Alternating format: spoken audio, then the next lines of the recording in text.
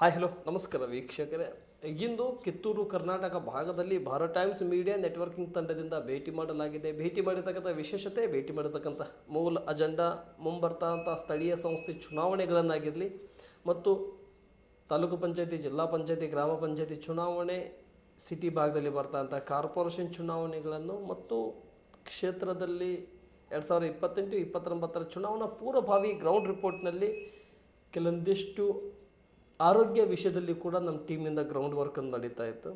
ನಡೆಯುವಂಥ ಸಂದರ್ಭದಲ್ಲಿ ನಾವು ಭೇಟಿ ಕೊಟ್ಟಿರ್ತಕ್ಕಂಥ ಕ್ಷೇತ್ರ ಕಿತ್ತೂರು ಕರ್ನಾಟಕ ಭಾಗದ ಧಾರವಾಡ ಜಿಲ್ಲೆಯ ನವಲಗುಂದ ಅಣ್ಣಿಗಿರಿ ವಿಧಾನಸಭಾ ಕ್ಷೇತ್ರದ ಅಣ್ಣಿಗಿರಿ ತಾಲೂಕಿನ ಶಲವಡಿ ಪ್ರಾಥಮಿಕ ಆರೋಗ್ಯ ಕೇಂದ್ರದ ಚಾರ್ಜ್ ಡಾಕ್ಟರ್ ಆಗಿ ಕಾರ್ಯನಿರ್ವಹಿಸ್ತಾ ಇರೋರು ಮತ್ತು ಅಣ್ಣಿಗಿರಿ ಪ್ರಾಥಮಿಕ ಆರೋಗ್ಯ ಕೇಂದ್ರ ಮತ್ತು ಆಯುಷ್ಮಾನ್ ಕೇಂದ್ರ ಆರೋಗ್ಯ ವಿಭಾಗದಕ್ಕೆ ಇಂದು ಭಾರತ್ ಟೈಮ್ಸ್ ಮೀಡಿಯಾ ನೆಟ್ವರ್ಕಿಂಗ್ ತಂಡದಿಂದ ಭೇಟಿ ಮಾಡಲಾಗಿದೆ.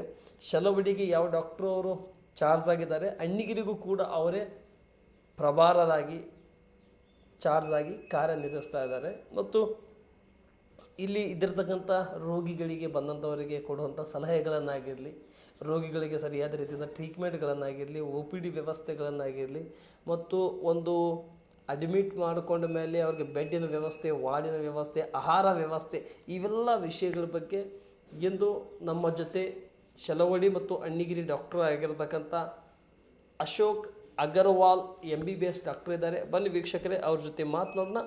ಅವರು ಇಲ್ಲಿಗೆ ಜಾಯಿನ್ ಆದಾಗಿಂದ ಇಲ್ಲಿವರೆಗೆ ಯಾವ ರೀತಿ ಟ್ರೀಟ್ಮೆಂಟನ್ನು ಜನರಿಗೆ ಕೊಡ್ತಾ ಬಂದಿದ್ದಾರೆ, ಇವರ ಜರ್ನಿ ಯಾವ ರೀತಿ ಸಾಗ್ತಾ ಇದೆ, ಇವೆಲ್ಲ ಲೆಕ್ಕಾಚಾರದಲ್ಲಿ ನಮ್ಮ ಜೊತೆ ಅಶೋಕ್ ಅಗರ್ವಾಲ್ ಇದ್ದಾರೆ. ಅವ್ರ ಜೊತೆ ಮಾತನಾಡೋಣ. ಈ ಸಂದರ್ಶನ ಜರ್ನಿಯನ್ನು ಪ್ರಾರಂಭ ಮಾಡಿಕೊಳ್ಳೋಣ. ನಮಸ್ಕಾರ ಡಾಕ್ಟ್ರೆ. ನಮಸ್ಕಾರ. ಚೆನ್ನಾಗಿದ್ದೀರಾ? ಆರೋಗ್ಯ ಹೆಂಗಿದೆ? ಚಲೋ ಇದೆ. ಈಗ ಎಷ್ಟು ವಯಸ್ಸು ಅಂತ ಕೇಳ್ಬೋದಾ ನಾನು ನಿಮ್ಮನ್ನು? ವಯಸ್ಸು 55 years. 55 ವರ್ಷ. MBBS ಕಂಪ್ಲೀಟ್ ಆಗಿದ್ದು 25 years. 25 years. ಹಾಗಾದರೆ 50 ಎಷ್ಟು ವಯಸ್ಸು ನಿಮಗೆ? 55. 55 ಅಂದರೆ 25 ವರ್ಷಕ್ಕೆ MBBS ಆಯಿತು. 25 ವರ್ಷದ ಕಾರ್ಯನಿರ್ವಹಿಸ್ತಾ ಇದ್ರಿ. 25 ವರ್ಷದಲ್ಲಿ ಯಾವ್ಯಾವ ಆಸ್ಪತ್ರೆಯಲ್ಲಿ ತಮ್ಮ ಸೇವೆ ಸಲ್ಲಿಸಿದ್ರಿ? ನಾವು ಫಸ್ಟ್ 1994 ಒಳಗೆ ಅಪಾಯಿಂಟ್ಮೆಂಟ್ ಆಗಿದೆ. ಉತ್ತರ ಕನ್ನಡದ ತಾಲೂಕು ಆಸ್ಪತ್ರೆ ಯಲ್ಲಾಪುರ ಒಳಗೆ ಅಪಾಯಿಂಟ್ಮೆಂಟ್ ಆಗಿದೆ. ಆವಾಗ ನಾವು ದೇಹಳ್ಳಿ ಕಿರುವತ್ತೆಲ್ಲ ಇನ್ಚಾರ್ಜ್ ಇದ್ದೀನಿ. ನಂತರ ಅದಕ್ಕೆ ನಂತರ ನಾನು ಹಳಿಯಾಳಕ್ಕೆ ಟ್ರಾನ್ಸ್ಫರ್ ಆಗಿದ್ದೆ. ಅಲ್ಲೇ 14 ವರ್ಷ ಸರ್ವಿಸ್ ಮಾಡಿದೆ. ಹಳಿಯಾಳದಲ್ಲಿ ನಾವು PHC ಯೊಳಗ ಮತ್ತು ಹಳಿಯಾಳ ಸಮುದಾಯ ಆರೋಗ್ಯ ಕೇಂದ್ರಕ್ಕೆ ಕೆಲಸ ಮಾಡ್ತೀನಿ. ಅದಕ್ಕೆ ನಂತರ ಇಲ್ಲಿ 2015ಗೆ ನಾವು ಇದು ಪ್ರಾಮಟಿಕ್ ಹೆಲ್ತ್ ಸೆಂಟರ್ ಅಣ್ಣಿಗಿರಿಗೆ ಬಂದಿದ್ದೆ. ಯಾವಾಗ ಬಂದ್ರಿ? 2015ರಲ್ಲಿ ಬಂದಿದ್ದ ನಂತರ 2019 ಇಲ್ಲೇ ಕೆಲಸ ಮಾಡ್ತೀನಿ. 19 ನಂತರ ಈಗ ಇನ್ಚಾರ್ಜ್ ಇದ್ದೀನಿ. ಮಧ್ಯ ಒಳಗೆ 2-3 ಡಾಕ್ಟರ್ಸ್ ಬಂದು 2-2 ವರ್ಷ ಕೆಲಸ ಮಾಡ್ಕೊಂಡು ಹೋಗಿದ್ದೆ. ಇಲ್ಲಿ ಟೋಟಲಿ ಇಲ್ಲಿ ಏನು ನಾವು ಕೊಟ್ಟು ಸರ್ವಿಸ್ ಅಂದರೆ ಅರೌಂಡ್ 90,000 ಪಾಪ್ಯುಲೇಷನ್ ನಾವು ಕವರ್ ಮಾಡ್ತೀವಿ. 52,000 ಪಾಪ್ಯುಲೇಷನ್ ಅಣ್ಣಿಗಿರಿ ಭಾಗಕ್ಕೆ ಮತ್ತು 32,000 ಪಾಪ್ಯುಲೇಷನ್ ಶಲವಡಿಗೆ. ಈ ತಾಲೂಕಿಗೆ ನಾವು ಒಬ್ಬರೇ MBBS ಡಾಕ್ಟರ್ ಇದೆ. ಹಾಗೂ ಡೇ ಆ್ಯಂಡ್ ನೈಟ್ ನಾವು ಸರ್ವಿಸ್ ಕೊಡೋದು ಪರಿಸ್ಥಿತಿ ಬರ್ತದೆ. ಅದರ ನಂತರ ಇಲ್ಲಿಂದ ಒಂದು ಹೈವೇ 9 ಇದು NH47 ಪಾಸ್ ಆಗ್ತದೆ. ಸೊ ಇಲ್ಲೇನು ಸಿಕ್ಕಾಪಟ್ಟೆ ಆಕ್ಸಿಡೆಂಟ್ಗಳು ಮತ್ತು ಪೋಸ್ಟ್ ಮಾರ್ಟಮ್ಗಳು ಮಾಡೋದು ಅವಶ್ಯಕತೆ ಇದೆ. ಸೊ ಅದೆಲ್ಲ ನಾವು ಮಾಡಿಸಿ ನಮ್ಮ ಕರ್ತವ್ಯ ನಿಭಾಯಿಸ್ತಾ ಇದ್ದೀನಿ. ಹಾಗೂ ಇಲ್ಲಿ ತಿಂಗಳಿಗೆ ಅರೌಂಡ್ 15 to 20 ಡಿಲೀವರೀಸ್ ಆಗ್ತದೆ ಅಣ್ಣಿಗಿರಿಗೆ. ಅಲ್ಲೇ ಅರೌಂಡ್ 10 ಡಿಲೀವರೀಸ್ ಆಗ್ತದೆ ಶೆಲ್ವಡಿಗೆ. ಸೊ ಅದಕ್ಕೆ ಟೈಮಿಂಗ್ ಹೇಳಕ್ಕೆ ಬರೋದಿಲ್ಲ. ಯಾವಾಗ ಡೆಲಿವರಿ ಆಗ್ಬೋದು, ಆವಾಗ ಪೋಸ್ಟ್ ಮಾರ್ಟಮ್ಗೆ ಬರ್ಬೋದು, ಆವಾಗ ಆಕ್ಸಿಡೆಂಟ್ ಆಗ್ಬೋದು. ಸೊ ನಾ ಆಲ್ಟರ್ನೇಟ್ ಡೇಸ್ ಇಲ್ಲಿ ಫುಲ್ ಡ್ಯೂಟೀಸ್ ಮಾಡ್ತೀನಿ. 1 day Annigeri, 1 day Shelvadi. For example Monday ನಾವು ಶೆಲ್ವಡಿ ಇರ್ತೀನಿ, ಟ್ಯೂಸ್ಡೇ ಅಣ್ಣಿಗಿರಿ ಮಾಡ್ತೀನಿ, ಬುಧವಾರ ಶೆಲ್ವಡಿ ಇರ್ತೀನಿ, ಗುರುವಾರ ಅಣ್ಣಿಗಿರಿ ಮಾಡ್ತೀನಿ. ಬಟ್ ಲಾಗಿನ್ ಲಾಗೌಟ್ ಟೈಮ್ ಏನಿದೆ ಸರ್ ನಿಮ್ಮದು ಅಣ್ಣಿಗಿರಿ ಮತ್ತು ಶೆಲ್ವಡಿದು? ಈಗ ನಮಗೆ ಲಾಗಿನ್ ಲಾಗ್ ಟೈಮ್ ಇರೋದಿಲ್ಲ. ನಮ್ಮ ಕರ್ತವ್ಯದ ಟೈಮ್ ಏನಿದೆ 9 ಗಂಟೆಯಿಂದ 1 o'clock ಮಧ್ಯಾಹ್ನ 1 ಗಂಟೆ ತನಕ. ನಂದು 1 to 1:45 ತನಕ ಲಂಚ್ ಬ್ರೇಕ್ ಇರ್ತವೆ. 1:40 ನಂತರ ನಾವು ಅಪ್ ಟು 4:30 ತನಕ ಟೈಮಿಂಗ್ ಇದೆ ಅಷ್ಟೇ. ಸರಿ, ಯಾವ್ಯಾವ ರೀತಿ ಈ ಪ್ರಾಥಮಿಕ ಆರೋಗ್ಯ ಕೇಂದ್ರಕ್ಕೆ ಅಣ್ಣಿಗಿರಿಗೆ ಆಗಿರಲಿ, ಶೆಲ್ವಡಿಗೆ ಆಗಿರಲಿ, ಯಾವ್ಯಾವ ರೀತಿ ಪೇಷಂಟ್ಗಳನ್ನು ಬರ್ತವೆ, ಇಲ್ಲಿ ಯಾವ ರೀತಿ ಪೇಷಂಟ್ವರಿಗೆ ಟ್ರೀಟ್ಮೆಂಟ್ ನಡೆಯುತ್ತೆ, ಹೆಚ್ಚುವರಿ ಟ್ರೀಟ್ಮೆಂಟ್ಗಾಗಿ ಈ ಕಡೆ ಪಕ್ಕದಲ್ಲಿ ಗದಗ ಇದೆ, ಈ ಕಡೆ ಅಣ್ಣಿಗಿರಿ ಇದೆ, ಈ ಕಡೆ ಹುಬ್ಬಳ್ಳಿ ಇದೆ, ಹುಬ್ಬಳ್ಳಿ ಕಿಮ್ಸ್ ಕೂಡ ಇದೆ. ಯಾವ್ಯಾವ ರೀತಿ ಪೇಷಂಟ್ಗಳನ್ನು ಇಲ್ಲಿ ಬರ್ತಾರೆ ಸರ್? ಆ್ಯಕ್ಚುಲಿ ನಾವು ಹೇಳಬೇಕಾಗಿದ್ದರೆ ಇಲ್ಲೇ ಈ ಭಾಗಕ್ಕೆ ಆ್ಯಕ್ಚುಲಿ ಹೆಲ್ತ್ ಬಗ್ಗೆ ಅವೇರ್ನೆಸ್ ಭಾಳ ಕಡಿಮೆ ಇದೆ ಪಬ್ಲಿಕ್ಕಿಗೆ. ಸೆಕೆಂಡ್ ಏನಾಗ್ತದೆ, ಪಬ್ಲಿಕ್ಗೆ ಇನ್ ಟೈಮ್ ಟ್ರೀಟ್ಮೆಂಟ್ ಕೊಡೋಕೆ ಸಾಧ್ಯ ಆಗೋದಿಲ್ಲ. ಯಾಕೆಂದರೆ ಏನಾಗ್ತದೆ, ಅವರು ಈಗ ಫಾರ್ ಎಕ್ಸಾಂಪಲ್ ಇಲ್ಲಿಂದ ಬಸ್ಸಾಪುರ 10 ಕಿಲೋಮೀಟ್ರ್, ಭದ್ರಾಪುರ 10 ಕಿಲೋಮೀಟ್ರ್ ಐತಿ, ನಲ್ವಾಡಿ 10 ಕಿಲೋಮೀಟ್ರ್ ಇದೆ. ನಂತರ ಈ ಹಳ್ಳಿಕೇರಿ ಎಲ್ಲ 10 ಕಿಲೋಮೀಟ್ರ್ ಮಧ್ಯೆ ಒಳಗೆ ಯಾವುದು ಹೆಲ್ತ್ ಫೆಸಿಲಿಟೀಸ್ ಅವೈಲೇಬಲ್ ಇಲ್ಲ. ಸೊ ಅವರೆಲ್ಲ ಇಲ್ಲಿ ಅಣ್ಣಿಗಿರಿಗೆ ಬರಬೇಕು. ಅಣ್ಣಿಗಿರಿ ಬಂದ ನಂತರ ನಾವೇನು ಮಾಡ್ತೇವೆ, ಪ್ರಾಥಮಿಕ ಚಿಕಿತ್ಸೆ ಮಾಡ್ತೀನಿ. ಮಾಡಿದ ನಂತರ ನಮ್ಮ ಕೈಯಿಂದ ಸಾಧ್ಯ ಆಗಿದೆ ಅವರಿಗೆ ಔಷಧಿ ಕೊಡ್ತೀನಿ. ಇಲ್ಲಾಂದರೆ ಇಲ್ಲಿಂದ ಹುಬ್ಳಿ ಕರ್ನಾಟಕ ಮೆಡಿಕಲ್ ಕಾಲೇಜ್ ಇದೆ, ಕಿಮ್ಸ್, ಅಲ್ಲೇ ಕಳಿಸ್ತೀವಿ. ಇಲ್ಲಾಂದರೆ ಇಲ್ಲಿ ಜಿಮ್ಸ್ ಗದಗಿಗೆ ಅಲ್ಲೇ ಕಳಿಸೋದು ವ್ಯವಸ್ಥೆ ಮಾಡ್ತೀವಿ. ವ್ಯವಸ್ಥೆ ಮಾಡೋಕ್ಕೆ ನಮ್ಮ ಕಡೆ 108 ಆ್ಯಂಬುಲೆನ್ಸ್ ಇದೆ, ಅದು ಫ್ರೀ ಆಫ್ ಸರ್ವಿಸ್ ಇದೆ. ಪರ್ಯಾಯವಾಗಿ ನಮ್ಮದು ಒಂದು ಜನ್ನಿ ವಾಹಿನಿ ಯೋಜನೆಯೊಳಗೆ ಒಂದು ಆ್ಯಂಬುಲೆನ್ಸ್ ಇದೆ, ಅದಕ್ಕೆ ಅವರು ಫ್ಯೂಯಲ್ ಚಾರ್ಜಸ್ ಕೊಟ್ಟು ಹೋಗಬೇಕು. 4 ರೂಪಾಯಿ ಪರ್ ಕಿಲೋಮೀಟರ್ ಚಾರ್ಜಸ್ ಇದೆ. ಸರಿ, ಈ ತಮ್ಮ ಅಣ್ಣಿಗಿರಿಯಲ್ಲಿ ಎಮರ್ಜೆನ್ಸಿ ಟ್ರೀಟ್ಮೆಂಟ್, ತುರ್ತು ಚಿಕಿತ್ಸೆ ಯಾವ ರೀತಿ ಇದೆ ಸರ್? ತುರ್ತು ಚಿಕಿತ್ಸೆಗೆ ನಮ್ಮ ಕಡೆ ಈಗ ಅಣ್ಣಿಗೆ ಯಾವ್ಯಾವ ಸೌಲಭ್ಯಗಳಿದ್ದಾವೆ? ಬಂದಿದ ತಕ್ಷಣ ಅವನಿಗೆ ನಾವು ಟ್ರಾಮೆಟಿಕ್ ಸರ್ವಿಸಸ್ ಇದೆ. ಸೆಕೆಂಡ್, ಆಕ್ಸಿಜನ್ ಕಾನ್ಸಂಟ್ರೇಟ್ ಇದೆ ನಮ್ಮ ಕಡೆ. ಥರ್ಡ್, ಅದಕ್ಕೆ ಅಡ್ಮಿಟ್ ಮಾಡಿ IV ಫ್ಲೂಯಿಡ್ಸ್ ವಗैरह ಹಚ್ಬೋದು. ಫೋರ್ತ್, ಅದು ಆಗಿದ್ದಂಥ ಪೇಷಂಟ್ ಸ್ಟೆಬಿಲೈಸ್ ಆಗಿದ್ದಂತ ನಾವು ಮುಂದೆ ಕಳಿಸೋದು ವ್ಯವಸ್ಥೆ ಮಾಡ್ತೀವಿ. ಅಷ್ಟರೊಳಗೆ ಆ ಕನ್ಸರ್ನ್ ಡಾಕ್ಟರ್ಸಿಗೆ ಇನ್ಫಾರ್ಮ್ ಮಾಡಿಬಿಡ್ತೀವಿ. ಫಾರ್ ಎಕ್ಸಾಂಪಲ್ KMC ಅಂದರೆ KMC ಕ್ಯಾಸುಯಾಲಿಟಿಗೆ ಇನ್ಫಾರ್ಮ್ ಮಾಡ್ತೀವಿ. ಇಲ್ಲಾಂದರೆ ಇಲ್ಲಿ ಜಿಮ್ಸಿಗೆ ಡಾಕ್ಟರ್ ಕರಿಗೌಡ ಸಾಹೇಬ್ರಿಗೆ ಇನ್ಫಾರ್ಮ್ ಮಾಡ್ತೀವಿ. ಮಾಡಿದ ನಂತರ ಆ ಪೇಷಂಟಿಗೆ ಏನೇನು ಬೇಕು ಅದೆಲ್ಲ ಸೌಲಭ್ಯದ ಕೊಡೋದು ವ್ಯವಸ್ಥೆ ಮಾಡಿಕೊಡ್ತೀವಿ. ಸರಿ, ಓಕೆ. ಇಲ್ಲಿ OT ವ್ಯವಸ್ಥೆಗೆ ಏನಿದೆ ಸರ್? ಇಲ್ಲಿ ಯಾವ ರೀತಿ ರೋಗಿಗಳಿಗೆ ಟ್ರೀಟ್ಮೆಂಟ್ ಆಗುತ್ತೆ OT ವ್ಯವಸ್ಥೆಯಲ್ಲಿ? OT ವ್ಯವಸ್ಥೆ ಈ ಸದ್ಯ ಇಲ್ಲೇ ಇಲ್ಲ ಸರ್. OT ಬಗ್ಗೆ ಮೈನರ್ OTಗಳು ನಾವೇ ಮಾಡ್ತೀವಿ. ಅದು ಬಿಟ್ಟು ಬೇರೆ OTಗಳಿಲ್ಲ, ಯಾಕಂದರೆ ಇಲ್ಲಿ ಸರ್ಜನ್ ಇಲ್ಲ. ಮೈನರ್ OT ಯಾವ್ಯಾವ ರೀತಿ ಆಗುತ್ತೆ? ಮೈನರ್ OT ಅಂದರೆ ಇದು ಇನ್ಸಿಜನ್, ಡ್ರೈನೇಜ್. ಸೆಕೆಂಡ್, ಸಣ್ಣ ಪುಟ್ಟ ಆಪ್ರೇಷನ್ಸ್ಗಳು, ಯಾವುದೋ ಇದು ಟ್ಯೂಮರ್ಸ್ ಏನಿದೆ ತೆಗೆದುಕೊಡ್ತೀವಿ. ಬೇರೆ ಏನು ರೀಕನ್ಸ್ಟ್ರಕ್ಷನ್ ಸರ್ಜರೀಸ್ ಅದು ಮಾಡಿಕೊಡ್ತೀವಿ.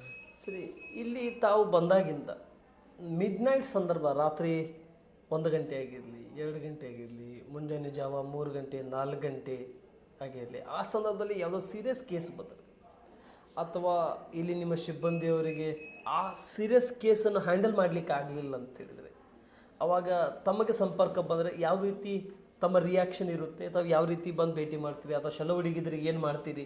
ಅಣ್ಣಿಗಿರಿಲಿ ಇದ್ರಿಗೆ ಏನು ಮಾಡ್ತೀರಿ? ಅಣ್ಣಿಗಿರಿಲಿ ಇದ್ದರೆ ಶೆಲವಡಿಗೆ ಬಂದರೆ, ಶೆಲವಡಿಯಲ್ಲಿ ಇದ್ದರೆ ಅಣ್ಣಿಗಿರಿಲಿ ಆ ಪೇಷಂಟ್ ಬಂದರೆ ಯಾವ ರೀತಿ ಮ್ಯಾನೇಜ್ಮೆಂಟ್? ಈಗ ಆ್ಯಕ್ಚುಲಿ ಇಲ್ಲಿ ಶೆಲವಡಿಗೆ ಒಂದು ಅಲೋಪತಿಕ್ ಡಾಕ್ಟರ್ ಮತ್ತು ಆಯುರ್ವೇದಿಕ್ ಡಾಕ್ಟರ್ ಪೋಸ್ಟ್ ಇದೆ.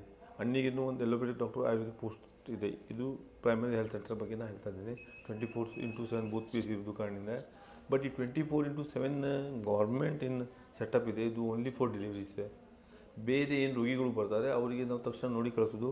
ಸೊ ನಾವು ಶೆಲ್ವಡಿ ಇದ್ದರೆ ಬೈ ಚಾನ್ಸ್ ಸಿಸ್ಟರ್ ಎಲ್ಲ ಫೋನ್ ಮಾಡ್ತಾರೆ, ಇಮಿಡಿಯೇಟ್ಲಿ ಡಾಕ್ಟರ್ ಮುರಣ ಅವ್ರ ಆಯುಷ್ ಡಾಕ್ಟರ್ಗೆ ಹೇಳ್ತೀನಿ ಅಟೆಂಡ್ ಮಾಡೋಕೆ. ನಂತರ 20 ನಿಮಿಷ ನಾವು ಬಂದುಬಿಡ್ತೀವಿ. ನೋಡಿ ಆ ಪೇಷಂಟಿಗೆ ಸಾಧ್ಯ ಆಗಿದ್ದರೆ ಮಾಡ್ತೀನಿ, ಇಲ್ಲಾಂದರೆ ಮುಂದೆ ಕಳಿಸೋದು ವಿಚಾರ ಮಾಡಿ ಮುಂದೆ ಕಳಿಸ್ಬಿಡ್ತೀರಿ. ಮುಂದೆ ಕಳಿಸೋದು ಅಂದರೆ to the higher centre we refer mainly to the KIMS. ಈ ಹೆರಿಗೆ ವಿಷಯದಲ್ಲಿ ನಾರ್ಮಲ್ ಡೆಲಿವರಿ ಇಲ್ಲೇ ಆದರೆ, ನಾರ್ಮಲ್ ಡೆಲಿವರಿ ಪಕ್ಕ ಇಲ್ಲಿ ಮಾಡ್ತೀವಿ. ಇಲ್ಲಿ ಅಣ್ಣಿಗಿರಿಯಲ್ಲಿ ಆದರೆ ಅಥವಾ ಶೆಲವಡಿಯಲ್ಲಿ ಆದರೆ ಇವರಿಗೆ ಫುಡ್ಡಿನ ವ್ಯವಸ್ಥೆ ಏನಾದರೂ ಇದೆಯಾ ಅಥವಾ ಮನೆಯಿಂದ ಆಗುತ್ತಾ ಸರ್? ಇಲ್ಲಿ ಅವ್ರ ಮನೆಯಿಂದ ಆಗುತ್ತಾ ಅಥವಾ ನಿಮ್ಮ ಆಸ್ಪತ್ರೆಯಲ್ಲಿ ಏನಾದರೂ ಫುಡ್ಡಿನ ವ್ಯವಸ್ಥೆ ಇದೆ? ಈಗ ಫಾರ್ ಸದ್ಯ ನಮಗೆ ಏನಿದೆ ಇದು ಅವು ಗೈಡ್ಲೈನ್ಸ್ ಇದೆ ಸರ್. Sure sir. ಈ ಹೆರಿಗೆ ವಿಷಯದಲ್ಲ ಮಾತಾಡ್ತಾ ಇದ್ದೆ. ಹೆರಿಗೆ ಬಂದರೆ ಎಮರ್ಜೆನ್ಸಿ ಇದ್ದರೆ ಅವರಿಗೆ ಇಲ್ಲಿ ಟ್ರಾನ್ಸ್ಪೋರ್ಟಿಂಗ್ ವ್ಯವಸ್ಥೆ ಅಥವಾ ಅವರಿಗೆ ಈ ನಾರ್ಮಲ್ ಡೆಲಿವರಿ ಅಥವಾ ಸಿಜೇರಿಯನ್ ಮಾಡೋ ಪರಿಸ್ಥಿತಿ ಬಂದರೆ ಆ ರೀತಿಗೆ ಏನೋ ವ್ಯವಸ್ಥೆ ಸರ್ ಇಲ್ಲಿ? ಸಿಜೇರಿಯನ್ ಆ್ಯಕ್ಚುಲಿ ಏನಾಗ್ತದೆ, ಇದು ಕಮ್ಯುನಿಟಿ ಹೆಲ್ತ್ ಸೆಂಟರ್ ಆಗಿದ ನಂತರ ಆನ್ ಕಾಲ್ ನಾವು ಗೈನಕಾಲಜಿಸ್ಟ್ ಆಪರೇಷನ್ ಕರಿಬೋದು. ಬಟ್ PSC ಇರೋದು ಕಾರಣದಿಂದ ಅಂಥ ವ್ಯವಸ್ಥೆ ಇಲ್ಲ, ಅವರಿಗೆ ನಾವು ರೆಫರೇ ಮಾಡಬೇಕು. ಸೊ ನಾವೇನು ಮಾಡ್ತೀನಿ, ನಮ್ಮದು ಕಡೆ ಇದು ಪಾರ್ಟೋಗ್ರಾಮ್ ಹೇಳಿ ಒಂದು ಇದು ಇರ್ತದೆ. ಅದು ಇಲ್ಲಿ ಅಡ್ಮಿಷನ್ ಆಗಿದ ತಕ್ಷಣ ನಮ್ಮ ಕಡೆ ಅಂಥ ಮಷಿನ್ಗಳು ಐತೆ, ಅದಕ್ಕೆ ನಾವು ಕಂಟಿನ್ಯೂ ಮಾನಿಟರ್ ಮಾಡ್ಬೋದು. ಮಾನಿಟರ್ ಮಾಡಿದ ತಕ್ಷಣ ಬೇಬಿದ ಫೀಟಲ್ ಹಾರ್ಟ್ ರೇಟ್ ಹೇಳ್ತಾರೆ ಅದಕ್ಕೆ, ಅದು ಜಾಸ್ತಿ ಆಗಿದ್ದಾರೆ, ಇಲ್ಲಾಂದರೆ ಮದರ್ ಡಿಸ್ಕಂಫರ್ಟ್ ಆಗಿದ್ದಾರೆ, ಅದು ವಿದಿನ್ 1 hour 2 hours ನಮ್ಗೆ ಗೊತ್ತಾಗ್ಬಿಡ್ತದೆ. ನಂತರ ಡೆಲಿವರಿ ಆಗ್ತದೆ ಇಲ್ಲ ನಾವು ಅಸೆಸ್ ಮಾಡ್ತಾ ಇರ್ತೀನಿ ಪದೇ ಪದೇ ಹೋಗಿ. ಸೊ ಅದು ಇಲ್ಲೇ ಆಗ್ತದೆ ಅಂತ ನಾವು ಇಟ್ಕೊಳ್ತೀವಿ. ಇಲ್ಲಾಂದರೆ ಅವರಿಗೆ ಮುಂದೆ ಇಮಿಡಿಯೇಟ್ ಕಳಿಸ್ಬಿಡ್ತೀವಿ. ವಿದಿನ್ 4 hours ಕಳಿಸಿದ್ದಾರೆ, ಜೀವಕ್ಕೆ ಏನು ಅಪಾಯ ಆಗೋದಿಲ್ಲ. ಆ ನೆಕ್ಸ್ಟ್ ಸೆಂಟರ್ ಅದಕ್ಕೆ ಅಡ್ಜಸ್ಟ್ ಮಾಡ್ತಾರೆ. ಫಾರ್ ಎಕ್ಸಾಂಪಲ್ ನಾವು KMC ಕಳಿಸಿದ್ರೆ ಅಲ್ಲಿ ಸೆಕ್ಷನ್ ಮಾಡ್ತಾರೆ, ಇಲ್ಲಾಂದರೆ ಗದಗ ಕಳಿಸಿದ್ರೆ ಅಲ್ಲೇ ಮಾಡಿ ಜಿಲ್ಲಾ ಆಸ್ಪತ್ರೆಗೆ ಕಳಿಸ್ತೀರಿ, ಅಲ್ಲಿ ನೋಡಿ ಮಾಡ್ತಾರೆ. ಬಟ್ ಅವ್ರಿಗೆ ಪ್ರಯರ್ ಇನ್ಫಾರ್ಮೇಷನ್ ಕೊಡ್ಬೋದು, ಇಂಥ ಪೇಷಂಟ್ ಬರ್ತಾಯಿದೆ, ಆಲ್ರೆಡಿ ನಾವು 2 ತಾಸು ಇಟ್ಟಿದ್ದೀನಿ, ಈಗ ನಮ್ಮ ಕಡೆ ಜಾಸ್ತಿ ಟೈಮ್ ಇಲ್ಲ. ಸೊ ಅವರು ಒಂದು ಪ್ರಯಾರಿಟಿ ಬೇಸಿಸ್ ತೊಗೊಳ್ತಾರೆ. ಇದು ಥ್ರೂ ನಮ್ಮ DHU ಅಂಥ ವ್ಯವಸ್ಥೆಗಳು ಐತಿ.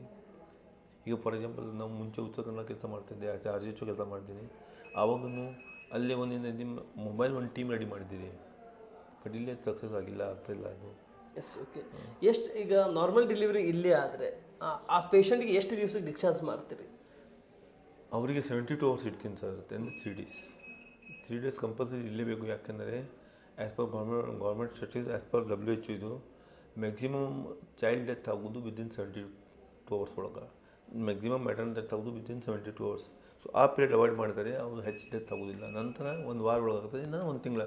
ಈ 1 ತಿಂಗಳು ದಾಟಿದ ನಂತರ 90% ಡೆತ್ ತಾಯಿದಾಗೋದಿಲ್ಲ, ಮಗುದಾಗೋದಿಲ್ಲ. ಎಂದರೆ ನಾವು ಇನ್ಫೆಂಟ್ ಮಾರ್ಟಾಲಿಟಿ ರೇಟ್ ಕಡಿಮೆ ಮಾಡಬೇಕಾಗಿದೆ, ಮೆಟರ್ ಮಾರ್ಟಾಲಿಟಿ ಕಡಿಮೆ ಮಾಡಬೇಕಾಗಿದೆ. ಇದು ಮಾಡಿದ್ದಾರೆ ಸರ್ಕಾರ, ಆ್ಯಂಡ್ ಇದು 100% ಸಾರ್ಥಕ ಇದೆ ಅವಾಗ. Yes, okay. ನಾವು ಬಂದಿದ್ದಂತೂ ಇಲ್ಲೇ ಭಾಳ ಮಂದಿಗೆ ಇದ್ರ ಬಗ್ಗೆ ಹೆಲ್ಪ್ ಆಗಿದ್ದೀರಿ.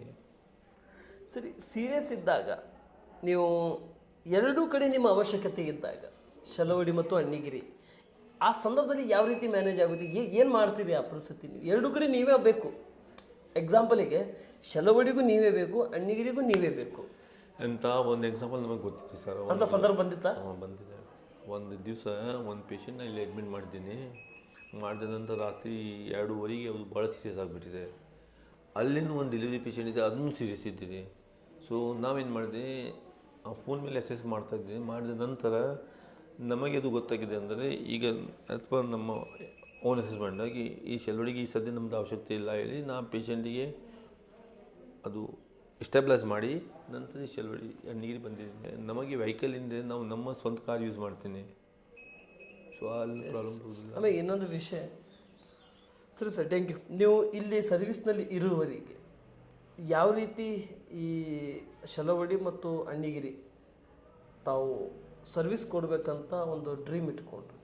ಪೇಷಂಟ್ಗಳಿಗೆ ಯಾವುದೇ ರೀತಿಯಾಗಿ ಇಲ್ಲಿ ನಾವು ಹೊರಗೆ ಹೋಗದಂತೆ ಎಲ್ಲ ಟ್ರೀಟ್ಮೆಂಟ್ ಇಲ್ಲೇ ಸಿಗಬೇಕನ್ನುವಂಥದ್ದು ಒಂದು ಯೋಜನೆಗಳನ್ನು ಏನು ಇಟ್ಕೊಂಡ್ರು? ಯೋಜನೆ ಅಂದರೆ ಇದು ಅಣ್ಣಿಗಿರಿ ಆ್ಯಕ್ಚುಲಿ ತಾಲೂಕು ಆಸ್ಪತ್ರೆ ಆಗಬೇಕಾಗಿತ್ತು. ಬಟ್ ಈಗ ಸದ್ಯ ಅದು ಸಾಮುದಾಯಿಕ ಆರೋಗ್ಯ ಕೇಂದ್ರ ಆಗಿದೆ. ಆ್ಯಂಡ್ ಅದು 8 ಜನವರಿಗೆ ಮಾನ್ಯ ಮುಖ್ಯಮಂತ್ರಿಗಳು ಬಂದು ಉದ್ಘಾಟನೆ ಮಾಡಿ ಹೋಗಿದ್ದಾರೆ ಶಿರಗುಪ್ಪಿ ಒಳಗೆ ಫಂಕ್ಷನ್ ಒಳಗೆ. ಸೊ ಅದೇ ಪ್ರಕಾರ ಆಗ್ತದೆ. ಅದು ಆಗಿದ ನಂತರ ನಮಗೆ ನರ್ಸಸ್ ಸ್ಟಾಫ್ ಅರೌಂಡ್ 18 ಬರ್ತದೆ. ಅಂದರೆ ಡಾಕ್ಟರ್ನು 2-3 ಸ್ಪೆಷಲಿಸ್ಟ್ ಬರ್ಬೋದು. ನಂತರ ಶೆಲ್ವಡಿಗೆ ಪ್ರೈಮರಿ ಆರೋಗ್ಯ ಕೇಂದ್ರ ಇದೆ, ಅಲ್ಲೇ ಇದೇ ಥರ ನಾವು ಇಂಪ್ರೂವ್ಮೆಂಟ್ ಮಾಡಿ ಹೋಗಬೇಕು ಅಷ್ಟೇ. Yes, okay. Thank you. ತುಂಬ ಧನ್ಯವಾದಗಳು ಅಶೋಕ್. ಒಂದು ನಿಮಿಷ ಸರ್. Thank you. ತುಂಬ ಧನ್ಯವಾದಗಳು ಅಶೋಕ್ ಅಗರ್ವಾಲ್ ಅವರೇ. ಎಷ್ಟೊತ್ತಿನವರೆಗೆ ಭಾರತ್ ಟೈಮ್ಸ್ ಮೀಡಿಯಾ ನೆಟ್ವರ್ಕಿಂಗ್ ತಂಡದ ಅಭಿವೃದ್ಧಿ ಮತ್ತು ಆರೋಗ್ಯ ವಿಷಯದಲ್ಲಿ ನಡೆದಿರ್ತಕ್ಕಂಥ ಗ್ರೌಂಡ್ ರಿಪೋರ್ಟ್ನಲ್ಲಿ ಕೂಡ ಶಲವಡಿಗೆ ಮತ್ತು ಅಣ್ಣಿಗಿರಿಗೆ ಎರಡೂ ಕಡೆ ತಾವು ಪ್ರಭಾರ ಆಗಿ ಕೆಲಸ ಮಾಡ್ತಾ ಇರೋದ್ರಿಂದ ಮತ್ತು ಶಲವಡಿಗೆ ಚಾರ್ಜ್ ಆಗಿ ಇಲ್ಲಿ ಇನ್ಚಾರ್ಜ್ ಆಗಿ ಕೆಲಸ ಮಾಡ್ತಾ ಇರೋದ್ರಿಂದ ತಮ್ಮ ಸೇವೆ ಇದೇ ರೀತಿ ಎರಡನೇ ಭಗವಂತನಾಗಿ ತಾವು ಸೇವೆ ಸಲ್ಲಿಸ್ತಾ ಇರ್ತೀವಿ. ಆ ಸೇವೆಗೆ ಆ ಭಗವಂತ ಯಶಸ್ಸನ್ನು ಕೊಡಲಿ ಅಂತ ಹೇಳ್ತಾ ಸಂದರ್ಶನ ಮುಗಿಸ್ತದೆ. ನಮಸ್ತೆ. Thank you.